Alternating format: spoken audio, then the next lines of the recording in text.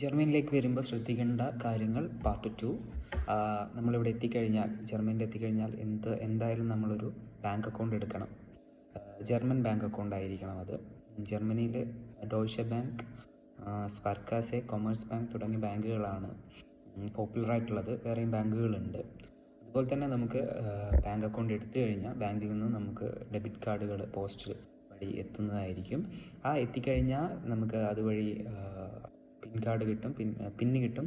ആ പിന്ന് വഴി നമുക്ക് പൈസ പിൻവലിക്കാവുന്നതാണ്. ഏറ്റവും ശ്രദ്ധിക്കേണ്ട ഒരു കാര്യം, ഒരിക്കലും ഒരു ബാങ്കിൻ്റെ ATM കാർഡ് വെച്ച് മറ്റൊരു ബാങ്കിൻ്റെ ATMൽ പോയി നമ്മൾ പൈസ പിൻവലിക്കരുത്. പിൻവലിച്ചാൽ നമുക്ക് കൂടുതൽ സർവീസ് ചാർജ് കൊടുക്കേണ്ടി വരും. 5 യൂറോ മുതൽ 6 യൂറോ, അല്ലെങ്കിൽ ഓരോ ബാങ്കിനനുസരിച്ച് അത് വാരി ചെയ്യും. അത് നമ്മൾ എത്ര എമൗണ്ട് എടുത്തു കഴിഞ്ഞാലും സർവീസ് ചാർജ് ഫിക്സഡ് ആയിരിക്കും. അതായത് ഒരു വലിയ എമൗണ്ട് ആയിരിക്കും. 5 യൂറോ 6 യൂറോ എന്ന് പറയുമ്പോൾ നാട്ടിലെ 500 രൂപ 600 രൂപേനടുത്ത് വരുന്നതാണ്. So be careful.